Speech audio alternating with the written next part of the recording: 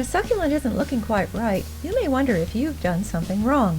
I'm Debra Lee Baldwin with my rogues gallery of common pests and problems, symptoms, causes, severity, prevention, and treatments.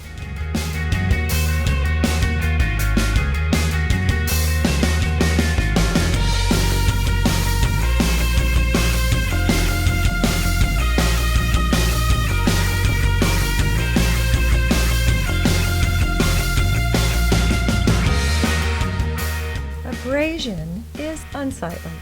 Plants eventually outgrow it. Aeoniums are especially prone to brown marks from being handled. Lines and blotches show up a day after something or someone has touched the leaves. If you're making a bouquet of aeoniums or taking cuttings, hold them by their stems only and don't let them brush up against anything. Agave edema results from inconsistent watering. It is not serious, but it's unsightly. Blisters form on leaves and the skin sloughs away.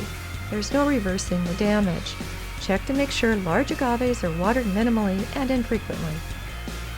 Agave snout weevil is fatal, and there's no cure. If your agave wilts and has dark patches at leaf axils, it likely has snout weevil, a thumbnail-sized black beetle that punctures an agave's core and inserts its eggs. Grubs hatch, consume the core of the plant, turn it to mush, then tunnel into the ground to pupate. At the first sign of infestation, remove the plant. Drench the ground below and around it and other agaves in your garden with systemic insecticide. Plant new agaves bare root only. Bare root. This is what bare root looks like. Okay? Aloe mite is serious because it spreads, and there's no known cure. A microscopic mite causes bubbly tumor-like growth along leaf margins and flower spikes, and where leaves meet the stem. Once the mite is in a plant's tissues, it'll continue to cause cancerous growth. Cut out any affected tissue and bag it for the trash. Sterilize the tools you use with bleach or isopropyl alcohol. Aloe mite is still going to show up on that particular plant. Don't give friends cuttings from an infested aloe. Ant infestation is serious. Ants nest in the soil beneath aloes, haworthias, and gasterias in late summer and fall and feed on the plant's core, which fills with dirt as the pests push it up from below. Peel away damaged leaves until you have a clean, unblemished core and wash the roots. Aphids are not serious, but they do cause distorted growth. Ants place aphids on plants in order to feed on the bug's sweet, sticky secretions. Blast the pests with a strong spray of water. Release ladybugs and other beneficial insects that prey on these pests. Isolate affected succulents and spray the pests with isopropyl alcohol. Black spots are not serious, but they are unsightly, and there's no known cure. It's likely a fungus. It affects aloes, haworthias, and gasterias. It will spread, perhaps due to moist air. Keep leaves dry, locate plants where there's good air circulation, and remove affected leaves, sterilizing your tools after each cut. Blotchy leaves usually are normal. Leaves of rosette succulents, such as graptopetulums, graptivarias, aloes, and echeverias, change color according to light conditions. The more light, the more rosy the leaves. When transitioning from green to red or vice versa, leaves may appear blotchy. Color change is normal. Nurseries are pros at producing colorful, healthy succulents because they sell better than plain green ones. When you bring a red, orange, yellow, or purple succulent home, then don't give it the same amount of sun. It may revert to green. On the plus side, solid green succulents do tend to be more vigorous. They'll grow larger more rapidly than their colorful cousins. Cochineal scale, not serious, but it's unsightly, and it spreads. Forms dots of white fluff on paddle cacti and will dye your fingertips red if you mash it. Blast the plant with hose water to dislodge the pests. Spray the pads with neem oil in winter and release beneficial predatory insects such as ladybugs in spring. Dead lower leaves are normal if the succulent's center growth is healthy. New leaves form at the center of a succulent's rosette or from the tip of its stem.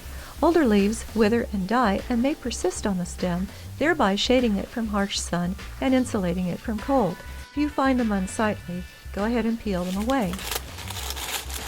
Another reason to remove them is that they may harbor pests, such as mealybugs. Deer can cause serious damage. At first sign of large bites taken out of leaves, apply a deer repellent that contains garlic. If the situation becomes intolerable, your only recourse may be to surround your garden with 7-foot fencing. When formerly plump leaves become wrinkled and lose their sheen, it's a sign that they're drying out. During times of drought in their native habitats, succulents live off the moisture in their leaves, so they can survive a lack of water that would kill other plants. So long as the succulent's vital core is healthy and hasn't been compromised by pests that prey on weakened plants, it will recover when watered or the rains return. Mildew on red apple is serious, and there's no known cure. This was first seen during the winter of 2014 in Southern California, where entire embankments covered with red apple ice plant, Aptinia cordifolia, withered and died, leaving a tangle of dry stems. Remove them, and when you replant, don't install any kind of ice plant. The susceptibility of other ice plants has yet to be determined. Succulents tend to grow in the direction of greatest sun exposure. Leaves and stems that appear stretched or leaning are etiolated, a term that means growth that results from inadequate light. Etiolated rosette succulents will flatten to expose more of their surface to the sun. Provide the plant with more light, gradually, lest it sunburn, and rotate potted succulents in wreaths for even light exposure and to avoid lopsided growth. Exposed stems are normal. As a succulent's oldest leaves wither, die, and fall off, branches and stems become bare over time. I'm just going to replant maybe an inch or so, just enough to stick into the ground. Snip the healthy tip growth and replant it as cuttings. If you cut above healthy leaves, the stem may branch, creating a fuller plant. There's no point in keeping a ugly leafless succulent, so discard it, roots and all. If there are no leaves on the truncated stem, new growth is unlikely, although there are exceptions, such as fancy ruffled echeverias. Frost damage can be mild to fatal.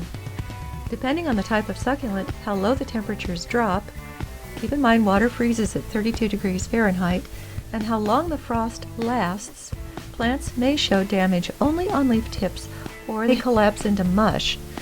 When moisture in the cells of a frost-tender plant freezes, it expands and bursts cell walls. Crassulas, aeoniums, euphorbias, and kalanchoes are among the most frost-tender succulents. Most aloes, echeverias, cacti, and agaves can go a few degrees below freezing, although they may show tip damage. In winter, check the weather report for your area and cover susceptible plants with frost cloth or bed sheets. Wait until spring to trim damaged tissue. Not clippers, but scissors, because the tissue on the agave is really quite thin, and you just cut it to the shape of the leaf, like that. Gophers are not serious if caught early. If an agave, yucca, or cactus keels over, it may have lost its roots to a gopher, a small mammal that lives underground. Gophers may eat up into a plant's core if the tissue is soft enough. If you notice in your garden a low mound of fresh soil, a foot or so in diameter, or a hole that has been plugged from below with soil, dig down into the tunnel and set gopher traps. Use 2 per tunnel, 1 in each direction, to catch the gopher coming or going. Hail is usually not serious. Pock-marked and pitted leaves of succulents often result from impact damage. Not surprisingly, soft-leaved and thin-skinned succulents are especially susceptible. Prior to a winter storm that might bring hail, move vulnerable potted plants beneath an overhang. Protect in-ground succulents with a lightweight mesh that won't crease or break leaves, and that will let rain through, such as a lean-to constructed of old window screens.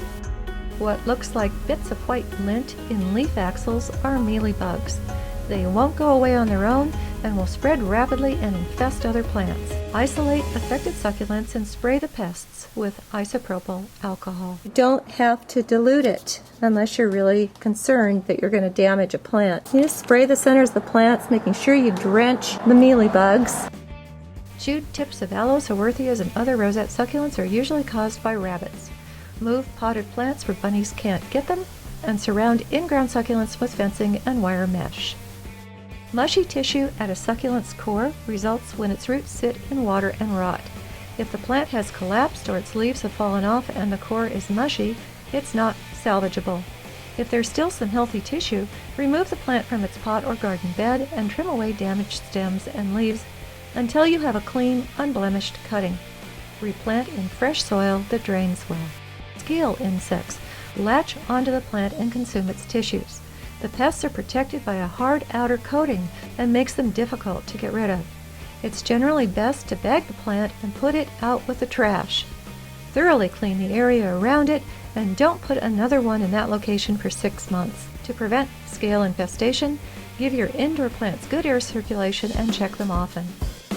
Snail damage is seldom serious, but it is unsightly.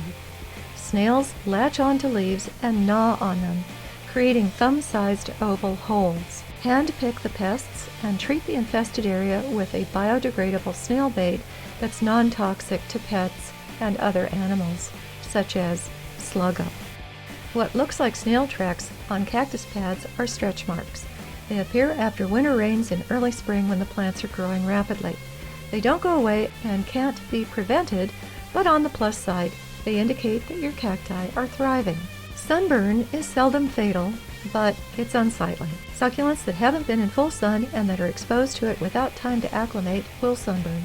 This shows up as white or brown patches on the leaves. Unless a secondary condition sets in, such as rot, the plants will recover. Sunburn is common on newly planted cuttings that have yet to develop roots and whenever bright, hot sun follows days of dim light and cloudy skies. Weak growth is usually preventable. Thin, pale, and spindly leaves often result from poor growing conditions, too much sun, too little water, nutrient-deficient soil, and too much heat or cold. Dig up the plants and reestablish them in amended soil in a more ideal location.